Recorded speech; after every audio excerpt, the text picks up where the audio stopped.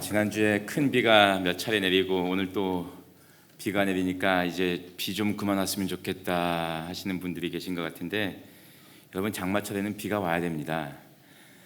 사실 지난 한 10년 동안 우리나라에 비가 참 적게 왔어요. 그래서 우리는 수도권에 있다 보니까 이렇게 물 부족하다는 거 별로 못 느끼고 사는데, 진짜 하늘만 바라보면서 비 좀 내려달라, 비님이 좀 오셨으면 좋겠다 하시는 분들이 참 많았습니다.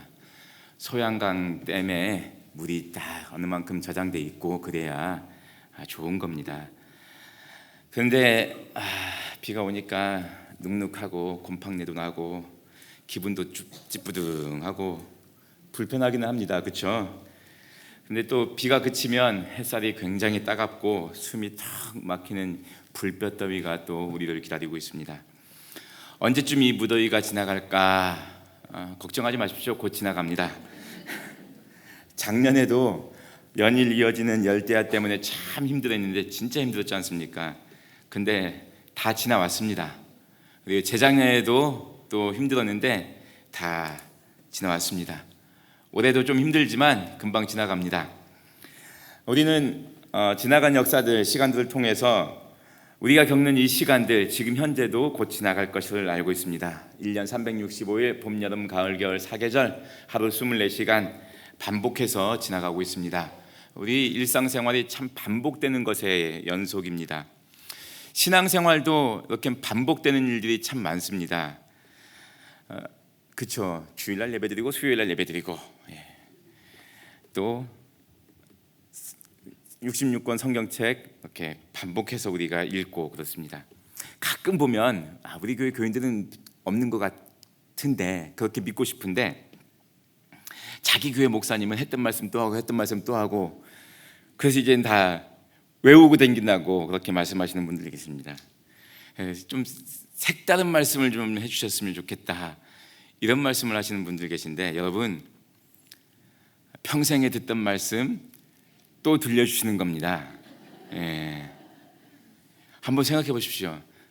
아침에도 고기 먹고, 점심 때도 고기 먹고, 저녁에도 고기 먹고, 그 다음 날도 고기 먹고, 고기 먹고, 고기 먹고, 여러분 이틀을 못 견딥니다. 그런데 아침에도 밥 먹고, 점심 때도 밥 먹고, 저녁에도 밥 먹고, 또 자고 나서 밥 먹고, 평생 먹는 밥은 365일 먹어도 먹을 수 있는 겁니다. 반복해서 듣는 말씀이 좋은 거예요. 왜 이 말씀을 반복해서 들려주시는가? 그만큼 중요한 거예요. 잔소리라 생각하지 마시고, 전에도 말씀드렸는데 이 말씀은 중요한 말씀이구나, 산소리다, 이렇게 생각하시고 들으실 수 있기를 바랍니다.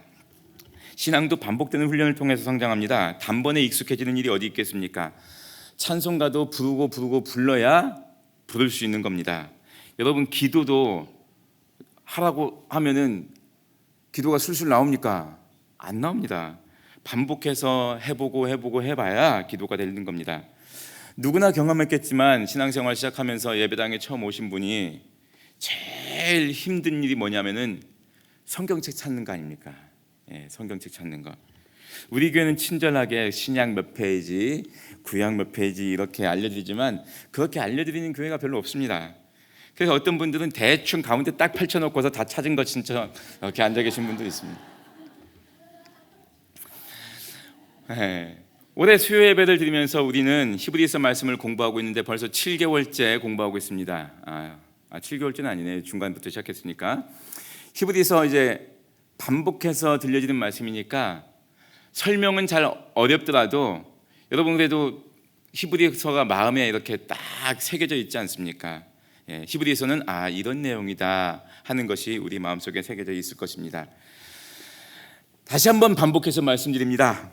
히브리서는 1세기 이 박해 상황에 있는 초대교회, 특별히 유대인 공동체에게 들려준 말씀입니다. 그들을 유혹하는 박해를 잘 견디라는 말씀입니다.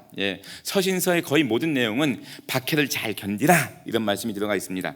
그리고 또 하나, 그들의 신앙을 뒤흔드는 여러 가지 잘못된 가르침을 단호하게 배격하라, 이런 말씀을 하고 있습니다.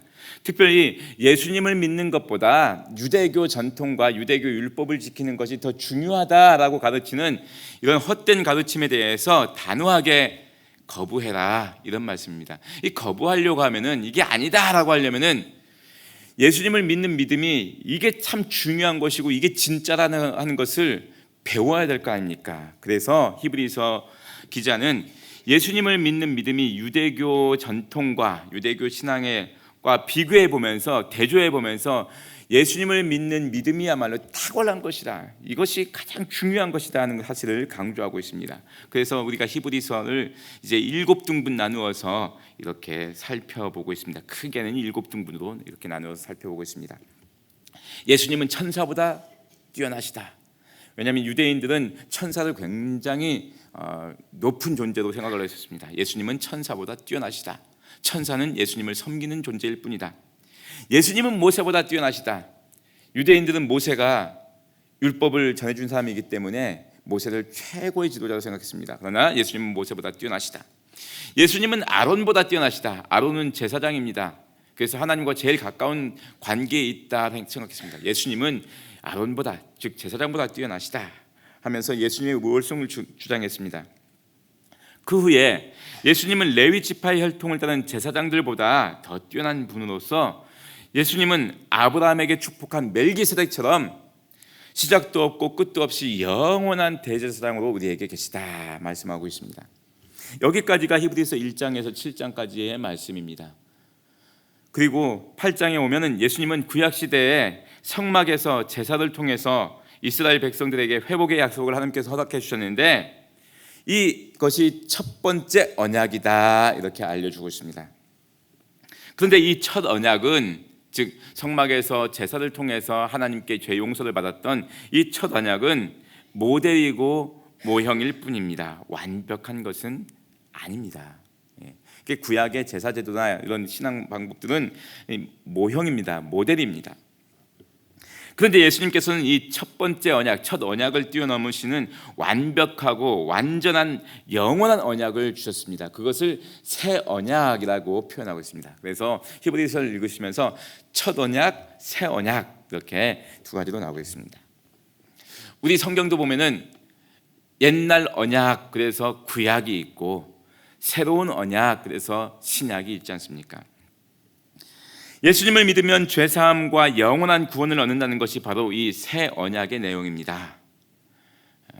그리고 그 후에 오늘 우리가 읽은 이 9장 말씀, 그리고 10장에 와서 예수님은 성전과 제사의 완성을 이루셨다는 사실을 밝히 설명해 주고 있습니다. 유대인들은 하나님께 드린 제사를 통해서 사람이 죄사함을 얻는다는 이 첫 언약을 믿었습니다. 이 첫 언약에 의하면은 하나님께 제사를 드리는 장소가 바로 성막이었습니다. 여러분, 성막, 성전, 자꾸 이렇게 우리가 좀 혼동이 올 수 있는데, 성막은 그 말 그대로 이 막이 텐트입니다. 텐트. 천막이에요. 천막. 천막입니다. 이스라엘 백성들은 솔로몬이 성전을 짓기 전까지는 하나님께 예배드릴 때 이 텐트에서 예배드렸어요. 성막에서. 그러니까 자꾸 헷갈리시면 안 됩니다. 솔로몬이 성전을 짓기 전까지는 성막이었어요. 성막. 자, 그 사무엘 어렸을 적에 사무엘의 어머니가 사무엘을 엘리 제사장한테 맡겼죠. 자, 사무엘이 엘리 제사장 집에 가서 사는데 사무엘이 성막에서 지냈습니까? 성전에서 지냈습니까? 헷갈리시면 안 돼요. 성막이에요. 성막. 왜냐하면 그때는 아직 성전을 짓기 전이란 말이에요. 성전을 짓기 전이 성막이에요. 하나님의 장막, 하나님의 장막이 있었습니다. 그런데 나중에 솔로몬 시대에는 이것을 이제 거대한 돌들 통해서 이제 건물로 만들었죠. 성전입니다. 그런데 이 성막이든 성전은 성막의 모습을 그대로 본따 했습니다. 그러니까 성막이다, 성전이다 하면은 또 우리 마음속에 둘이 똑같다 이렇게 생각하시면서 받아들이시면 좋습니다. 이 성막은 들어가면은 성전도 마찬가지로 그 안에는 성소와 지성소로 구분되어 있습니다. 그러니까 텐트 안에 딱 들어가면은 바깥에도 텐트 쳐 있고 안에도 텐트가 있는데, 어쨌든 바깥에 텐트를 통해 들어가면은 첫 번째 장막, 첫 번째 텐트를 들어가면은 여기가 이제 성소인데, 여기는 제사장들이 와서, 모든 제사장들이 와서 거기서 일을 합니다. 각각의 사물을 봐요. 그런데 그 안에 텐트 두 번째 장막이 있는데, 여기는 오직 대제사장만 들어가는 겁니다. 1년에 한 번. 그곳을 우리가 지성소라고 부르는 겁니다. 이곳에서 자신과 백성들의 죄를 속죄하는 피의 제사를 하나님께 드렸던 것입니다. 그러니까 이 첫 언약의 이 방법은 참 불완전한 것입니다. 그리고 일시적인 겁니다. 완전한 제사가 드려지기 전까지 하나의 모형 역할을 한 것입니다. 그러니까 완전한 것이 이루어지면 이 모형은 사라지는 겁니다. 생각해 보십시오. 여러분, 텐트는 천을 가지고 만든 겁니다. 장막은, 성막은. 그러니까 시간이 지나면 이게 낡아지겠죠. 찢겨질 수 있는 겁니다. 성전도 아무리 돌로 웅장하게 만들었다 하더라도 시간이 지나면 이게 허물어지기도 하고 무너지기도 하는 겁니다. 실제로 예루살렘 성전 무너졌습니다. 완전하지 않다는 겁니다. 왜냐하면 다 이 땅에 속해 있기 때문에 그렇습니다.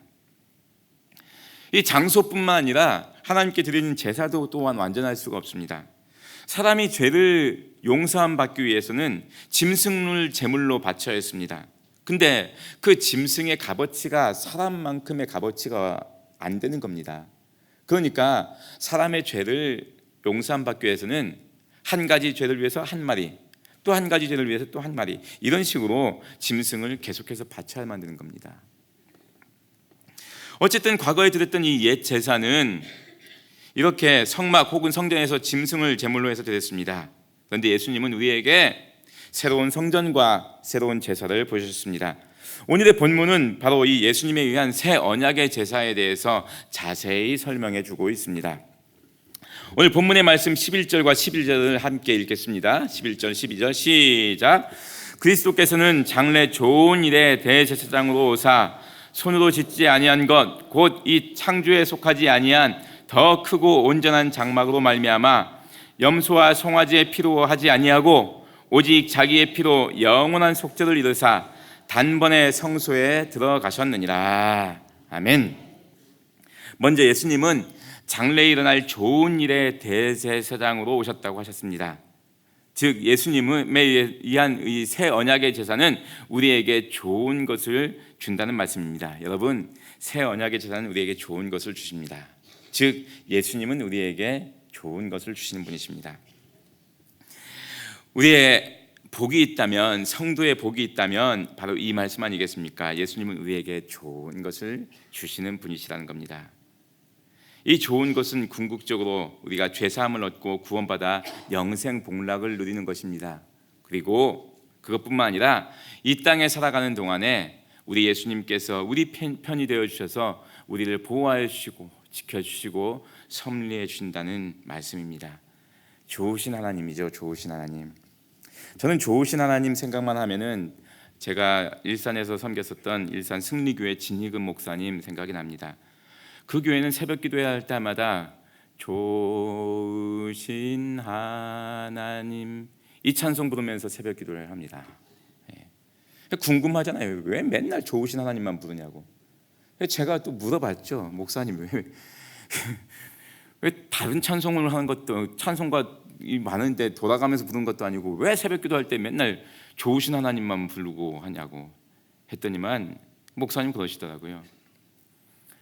하나님이 좋다는 이 생각을 한 시간이라도 놓쳐버리면은 살아갈 자신이 없다는 거예요. 감당할 수 없다는 거예요. 목사님 결혼하시고 나서 아들 하나 낳았는데 사모님이 세상을 떠나셨습니다. 제가 그 교회 갔을 때 그 아들이 고등학생이었거든요. 생각이 나지 않습니까? 아들 하나 갓 태어난 아들을 이 목사님이 젊었을 때 키워내는 거 얼마나 힘들었을까. 한 번은 간증을 하시더라고요. 의정부 쪽에 살았는데 거의 뭐 논두렁 밭두렁이 그 옆에 이렇게 지났나 봐요. 한밤중에 이 아들이 아팠는데 병원을 가려면은 논길을 지나가야 된다는 거예요. 근데 길이 있는데 너무 다급해서 길로 지나가면 너무 머니까, 그래서 이 아기를 얻고서 그냥 논두렁을 막 달렸대요. 그러면서 부르짖었던 게 좋으신 하나님, 좋으신 하나님. 여러분, 하나님이 우리에게 좋은 분이다라고 믿겨지지가 않으면 우리가 살아갈 자신이 없습니다. 하나님은 우리에게 좋으신 분이십니다. 예수님은 우리에게 좋은 것을 주시는 분이십니다. 역시 여러분, 혹시 오늘 예배당에 오실 때도 또 마음의 짐들을 갖고 오셨습니까? 풀리지 않는 삶의 문제들이 있지 않습니까? 그러나 하나님은 여러분에게 좋은 것을 주실 것입니다. 이 믿음 간직하시고서 힘내서 살아가실 수 있길 바랍니다. 좋으신 하나님, 좋으신 예수님께 우리가 늘 감사를 드리며 살아가시는 성도님들 다 되실 수 있길 바랍니다. 11절 말씀 계속 보시면 예수님은 대제사장이라 말씀하고 계십니다. 새 언약의 제사에서는 예수님이 직접 대제사장이 되셨습니다. 구약의 성막에는 여러 제사장들이 함께 일을 했습니다. 제사장들은 기본적으로 성막에서 그릇을 만지기도 하고 떡을 진설하기도 하고 또 물을 채워놓기도 하고 짐승 제물을 잡을 때 같이 일을 하기도 했습니다. 그러나 성소 안쪽에 있는 지성소에는 일반 제사장은 들어갈 수가 없었습니다. 오직 대제사장만 1년에 한 번 7월 10일 대속죄일에 들어갈 수 있었습니다. 그날은 대제사장이 이스라엘 민족의 모든 죄를 다 모아서 하나님께 용서를 구하는 날입니다. 그런데 이 지성소에 들어가는 대제사장이 하나님께 용서를 받을 수도 있고, 하나님은 다 용서해 주시는 거 아닙니다. 여러분, 착각하지 마십시오. 용서를 받지 못할 수도 있습니다. 대제사장이 하나님께 용서를 받으면 이스라엘의 모든 민족의 죄가 다 용서함을 받는 겁니다. 그리고 대제사장이 살아서 나옵니다.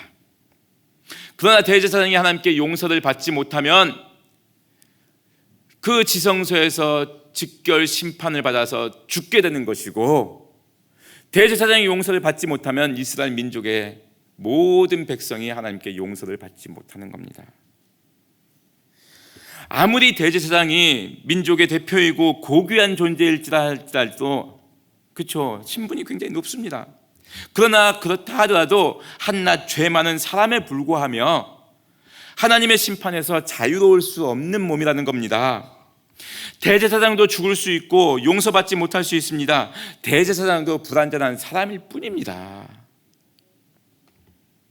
그러나 이제 새 언약 아래에서는 예수님께서 친히 대제사장이 되어주셨습니다. 예수님은 하나님이신데 예수님께서 우리를 위해서 대제사장이 되어주셨습니다. 이 예수님은 흠도 없고 점도 없고 죄도 없고 거룩하신 분이십니다. 완벽하시고 완전하신 분이십니다. 그러므로 대제사장인 예수님을 통해서 드려지는 제사는 100% 하나님께 올려드리게 되는 겁니다. 예수님을 통해서 사죄하고 용서를 구하는 모든 죄는 다 용서를 받는 것입니다. 예수님께서 대제사장이 되셔서 하나님께 드리는 이 제사는 단 한 번도 실패하거나 실수하지 않습니다. 이보다 더 좋은 제사가 없고 이보다 더 완벽한 제사가 없습니다. 이것이 바로 새 언약의 제사입니다. 이 새 언약의 제사는 크게 세 가지의 특징을 가지고 있습니다. 첫째로, 이 새 언약의 제사는 하늘에 속한 온전한 장막에서 드렸습니다. 과거 이스라엘 백성이 하나님께 예배드리는 곳은 성막이었습니다. 나중에 성전이 지어졌을 때는 성전에서 제사를 지냈습니다. 성전도 성막도 다 땅 위에 세워진 건물일 뿐입니다. 그렇죠? 예루살렘 성전, 예루살렘에 세워진 건물이었습니다. 사람의 손으로 만든 것입니다. 그러나 예수님께서 보여주신 성전은 이 땅에 있는 장막이나 건물이 아닙니다. 사람의 손으로 만든 장막이 아닙니다. 하나님의 손으로 만드신 하늘의 장막이라는 겁니다. 하늘의 성전입니다. 여러분, 예수님께서 제사를 지냈다는데, 즉 예수님께서 제물이 되어 죽으셨다는데 예수님께서 죽으신 장소가 어디냐 하면은 골고다 언덕입니다. 골고다 언덕. 성전이 아닙니다. 골고다 언덕은 사형장입니다. 사형장. 그런데 이 땅의 장소가 어디냐 관계없이 예수님은 하나님 앞에서 온전한 희생 제물이 되셨습니다. 예수님께서 희생되신 그곳이 골고다 언덕일지라도 사형장일지라도 그곳은 하나님 앞이었습니다. 하나님 앞. 그래서 하나님 앞 하늘에 속한 온전한 장막이고 성전이었다 말씀하고 있는 겁니다. 그래서 예수님은 성전을 완성하신 분이라 이런 말씀을 드리는 것입니다. 이 믿음을 이어받아서 오늘 우리가 하나님 앞에 서 있다면 그 자리가 곧 거룩한 성막이고 성전입니다. 우리가 이 구미교회 예배당 이렇게 나왔는데 이곳이 곧 하나님의 성전이고 우리가 돌아가면 이제 우리 가정으로 갈 텐데 가정에서 우리가 식구들끼리 모여서 예배 드릴 때 하나님 앞에 있다 그러면은 그곳이 곧 성전입니다. 온 하늘 아래가 다 하나님의 성전이 되는 것입니다. 우리가 하나님 앞에 있다 고백하는 순간.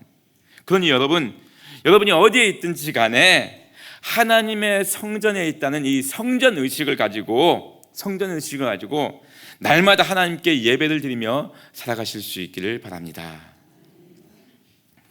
새 언약의 제사에서 나타나는 두 번째 특징은 짐승의 피가 아닌 흠없고 거룩한 예수님의 피로 드려졌다는 것입니다. 구약의 제사에서 이스라엘 백성들은 염소와 송아지 같은 짐승의 피로 제사를 드렸습니다. 좀 전에 말씀드렸지만 짐승은 아무리 덩치가 크다고 하더라도 사람만큼의 값어치를 할 수가 없었습니다. 그러므로 짐승 한 마리를 드리는 것으로 한 사람의 죄를 다 사할 수는 없었습니다. 값어치가 안 맞기 때문에 그렇습니다. 그래서 구약의 제사는 사람이 죄를 범할 때마다 계속 반복해서 드려야만 했습니다. 우리가 성경을 읽으면서 제사를 드렸다 그러니까 한 줄로 딱 끝나니까 마음에 잘 와닿지 않습니다. 한번 생각해 보십시오. 제가 어렸을 적에 참 성경을 읽으면서 제가 시골에서 큰 게 참 감사해요. 너무나 많이 이해가 돼요. 동네에 결혼식 같은 큰 잔치가 있을 때 집에서 돼지를 잡고 소를 잡는 광경을 제가 목격했습니다. 목격했습니다.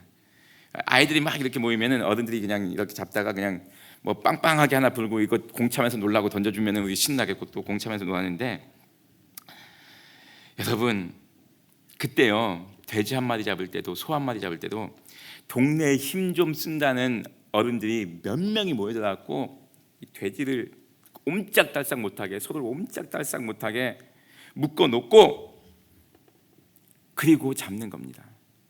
여러분 짐승이요 말은 못하지만 살려달라고 울부짖습니다. 소리가 정말 처절하게 울부짖는데 좀 있으면 피가 철철철철 납니다. 한 마리 잡는 것도 그래요. 한 마리 잡는 것도 한 사람이 잡는 게 아니고 여러 사람 얼마나 처참한지 몰라요. 그렇게 짐승을 죽이고 나면 뼈를 다 바르고 나서 각을 뜨는 거예요. 각을 떠. 그리고 그 채로 불을 태우는 겁니다. 이게 번제예요. 여러분 삼겹살 굽듯이 이렇게 구우는 게 아니고요. 짐승 한 마리가 번제로 드려지기 위해서 몇 시간을 타야 되겠습니까? 그동안 온 사방이 이 고기 굽는 냄새로 진동을 하는 게 찔릴 만큼 한 마리도 그런데 솔로몬이 1000번제를 드렸다고 그랬습니다. 1000번제 1000마리의 짐승을 바쳤다는 거예요. 그 앞에 보면 다윗은요 양 뭐 3000마리 드렸어요. 솔로몬이 많이 드린 게 다윗은 더 많이 드렸어요. 수천 마리 드렸어요.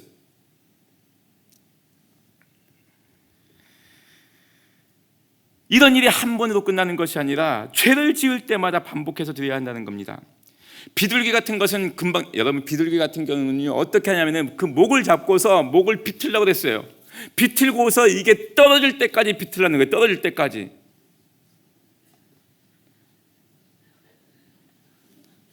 그래서 제사를 드리는 거예요. 그러니 여러분, 우리가 구약시대 살지 않고 진짜 오늘날 살고 있다는 게 얼마나 감사한지 몰라요. 우리가 주일날 참회기도 짧게 하고서 목사님 사죄 선포하면 아멘 하고 끝나는데 기껏 해봐야 3분도 안 됩니다. 만약에 우리가 구약시대 살았으면 도대체 1년에 양을 몇 마리 잡아야 되는 거예요? 양 한 마리 사는 그 값이 얼마인데요? 그러니까 죄를 많이 짓는 집안은 저절로 패가 망신하게 되어 있는 거예요. 그래서 죄 짓지 않는 집이 부자예요. 죄 짓지 않는 집이 부자. 예. 그런데 이렇게 드려줘도 이게 불완전하다는 겁니다. 그런데 우리 예수님에 의한 새 언약의 제사는 더 이상의 제물을 원하지 않는, 필요치 않는 단번에 완벽한 제사를 이루어주셨습니다. 짐승은 사람만큼의 값어치가 없습니다. 그런데 우리 예수님은 우리와는 비교할 수도 없는 높으신 분이십니다. 모든 인류의 그 값어치를 다 모은다 하더라도 우리 예수님의 값어치만큼 못하는 거예요. 예수님의 존재의 값어치를 값으로 매길 수가 없습니다. 그러므로 예수님의 피는 오고 오는 모든 세대, 모든 사람들의 죄를 다 감당하고도 남는 값어치가 있는 거예요. 짐승의 피로 드린 제사도 용서함을 받았다면 영원하신 하나님의 아들 예수님의 피, 측량할 수 없는 값어치의 그 피로 드린 제사는 영원한 속죄를 얻게 해주는 제사가 되는 겁니다. 그러므로 여러분, 예수님의 이름으로 날마다 하나님께 죄 용서를 구하십시오. 예수님의 이름으로 기도드리고 회개하고 용서를 구하면 하나님께서 다 용서해 주십니다. 예. 했던 회개 또 하고 괜찮습니다. 다 그러고 있어요. 여러분만 그런 게 아니고. 그러니 늘 그렇게 용서를 구하시면 예수님의 피가 여러분을 씻겨주실 것입니다. 새 언약의 제사에서 나타나는 세 번째 특징은 영원한 속죄를 이루는 완전한 제사라는 것입니다. 새 언약의 제사는 예수 그리스도라는 온전한 제물을 예수님 자신이 직접 대제사장이 되어서 드리셨습니다. 예수님이 완전하고 영원하신 것처럼 그 제사는 완전하고 영원한 제사가 되었습니다. 구약의 제사는 죄를 범할 때마다 반복해서 드려야 되는 이 한계가 있었습니다. 한시적인 거예요. 일회적. 그러나 예수님의 제사는 한 번으로 영원한 제사가 되셨습니다. 영원까지 효력을 발휘하는 제사가 되신 것입니다. 그러니까 여러분, 예수님께서 제물이 되셔서 죽어주셨기 때문에 우리는 과거의 죄악도, 오늘의 현재의 죄악도, 앞으로 우리가 짓게 될 미래의 죄악도 다 용서함 받을 수 있는 것입니다. 그러니 우리의 모든 죄가 예수님의 피로 깨끗하게 씻겨진다 하는 이 믿음을 가지시고 늘 죄책감 갖고 사지 마시고 이제 밝게 사실 수 있길 바랍니다. 제가 가끔씩 말씀드리겠지만은 그저 우리 구미교회 성도님들은 예수님께서 나를 위해 다 용서해 주셨다는 이 기쁨을 가지고 부활주일 얼굴 표정으로 살아가실 수 있길 바랍니다. 예, 다른 교회 가보면은요 늘 죄 용서 받지 못해서 얼굴이 그냥 고난주간처럼 지내시는 분들이 너무 많으신데 우리는 늘 용서 안 받았다는 부활주일의 얼굴 표정으로 사실 수 있길 바랍니다. 이렇게 새 언약의 희생인물이 되시고 대제사장이 되어주셔서 직접 희생제사를 드리신 예수님은 하나님 아버지께 우리를 위하여 좋은 것을 간구하시는 중보자가 되십니다. 오늘 15절 말씀 우리 함께 읽겠습니다. 시작. 이로 말미암아 그는 새 언약의 중보자시니 이는 첫 언약 때에 범한 죄에서 속량하려고 죽으사 부르심을 입은 자로 하여금 영원한 기업의 약속을 얻게 하려 하심이라.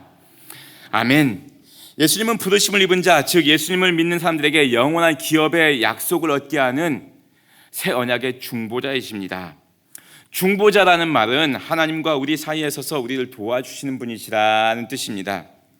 다시 15절 말씀 보시면 그 끝부분에 부르심을 입은 자들에게 영원한 기업의 약속을 얻게 하시는 중보자라고 말씀하고 있습니다.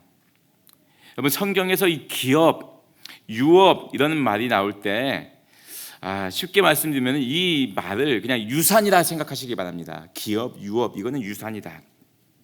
그러니까 예수님께서 하나님과 우리 사이의 중보자가 되시는데 우리에게 하나님께서 맡겨주신 유산을 주시는 분이시다, 이렇게 이해하시면 됩니다.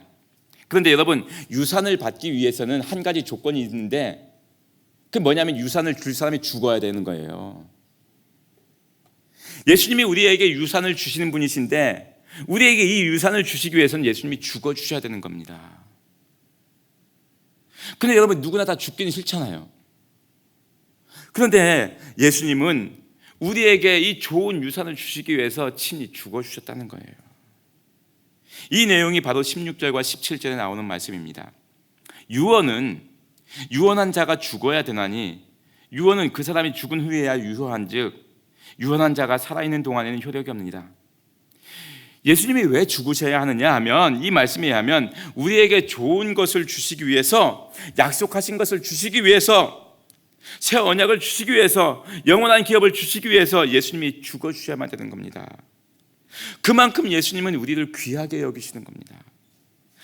당신이 죽으시기까지 우리를 사랑하시는 겁니다.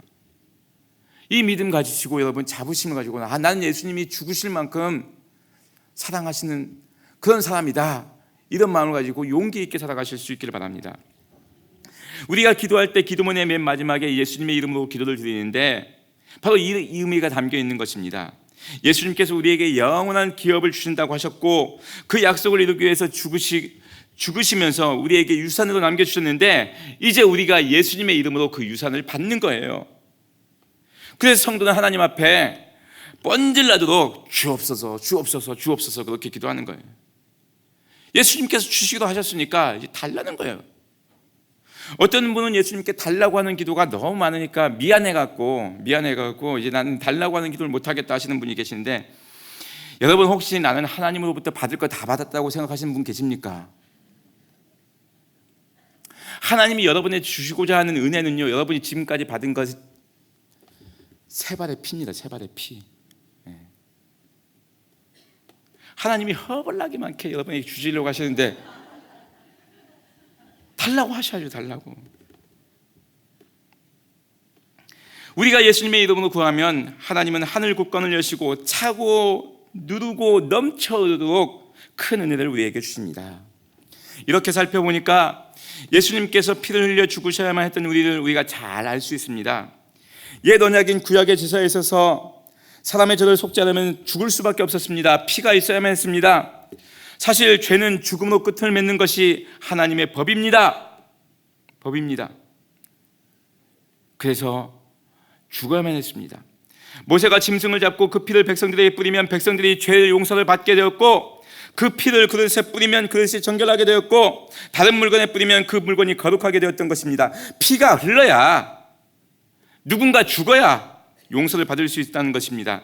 이 진리의 말씀을 한 줄로 요약한 것이 오늘 본문 22절의 끝에 나와 있는 말씀입니다. 피 흘림이 없은즉 사함이 없느니라 하는 말씀입니다. 그러므로 예수님은 우리를 죄에서 사해 주시기 위하여, 우리를 속죄해 주시기 위하여 피를 흘려 주셨습니다. 죽어 주신 것입니다. 그러므로 이 놀라운 예수님의 은혜에 감사하며 예수님의 피가 헛되지 않도록 두렵고 떨리는 마음으로 구원의 삶을 우리가 살아야 합니다. 또한 예수님이 우리를 위해서 죽으셔야만 했던 이유는 우리에게 영원한 기업을 주시기 위함이셨습니다. 사람이 죽어야 유산을 상속할 수 있듯이 예수님은 우리에게 영원한 기업을 주시기 위해서 친히 죽어주신 것입니다. 그만큼 예수님은 우리를 귀하게 여겨주시는 겁니다. 이 놀라운 구원과 은혜를 베풀어 주신 예수님께 감사하며 살아야 합니다. 찬양과 영광을 올려드리며 살아야 됩니다. 어떤 일이 있더라도 예수님을 믿는 믿음에서 떨어지거나 돌아서지 말아야 됩니다. 예수님께서 이렇게 우리에게 큰 은혜를 주신 만큼 우리를 소중하게 여기신다는 이 믿음을 가지고 어떠한 상황에서도 용기 있게 자신감 있게 살아가야 됩니다. 이런 놀라운 은혜가 오늘 이 자리에 모여있는 모든 성도님들에게 차고 넘칠 수 있기를 바랍니다. 기도드리겠습니다. 하나님 아버지, 참으로 감사합니다.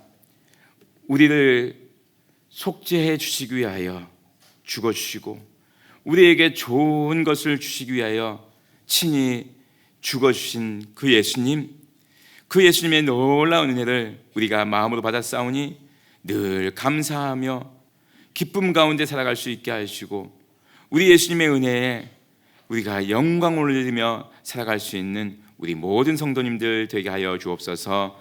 예수님의 이름으로 기도드리옵나이다. 아멘.